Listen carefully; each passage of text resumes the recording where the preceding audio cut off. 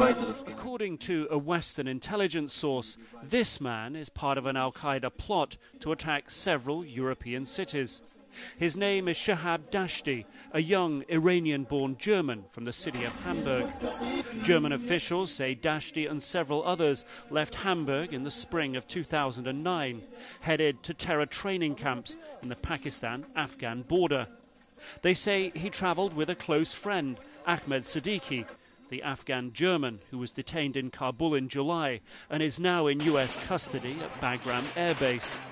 Siddiqui has told interrogators of a plot sanctioned by Osama bin Laden to launch Mumbai-style attacks on soft targets in Europe.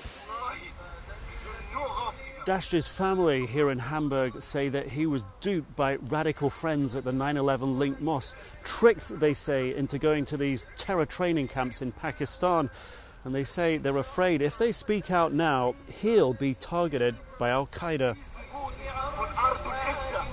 Local journalist Albrecht Mesker has tracked radicals here for more than a decade.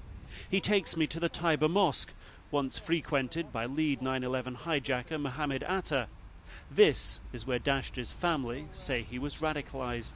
9/11 was perpetrated from here, people who went to this mosque, so it has been radicalized since a long time.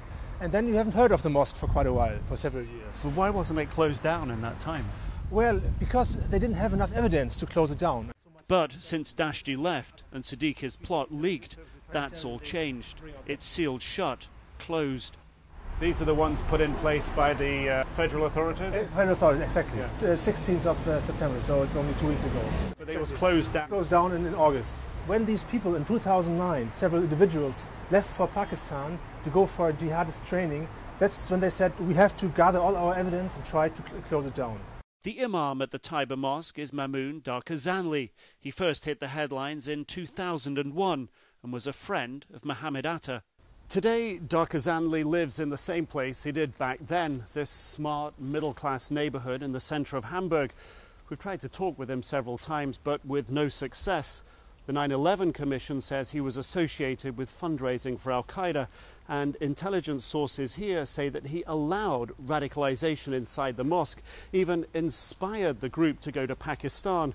However, the source adds that the group was under very close surveillance. It's always the question, is it, if you close down such a hotspot, what happens? These people go in different directions, so it's more difficult to control them. But at the same time, it's also for them more difficult to meet and to have a meeting place, because there's no other mosque like this mosque where they can meet. This is where Hamburg's intelligence officials have been tracking the Taiba Mosque, and the city's radicals. They've never been as busy as they are right now, and I'm going in to get an off-camera briefing.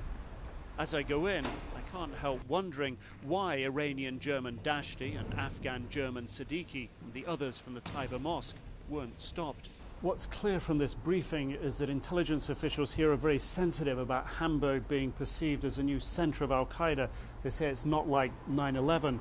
But what they're also saying is that every day they get new information about Ahmed Siddiqui from his American captors, new information about his plot. To find out more, we visit Siddiqui's family in this working-class apartment building on the outskirts of Hamburg. We meet his mother and sister. Well, the family say they don't want to talk on camera right now, but what they do say is they're absolutely shocked to hear this information about Ahmed. They say the only things that they're hearing are through the media, and they say that what he told them was last year that he was going to Kabul to start a new life with his wife. They also say that earlier this summer he'd called them saying he was very excited, looking forward to coming home.